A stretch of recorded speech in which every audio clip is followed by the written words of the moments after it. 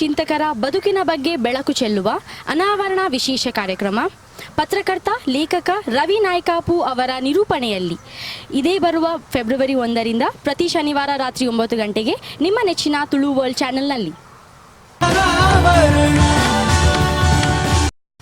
ಇದು ಬದುಕು ಬವಣೆ ಬದಲಾವಣೆಗಳ ಅನಾವರಣ.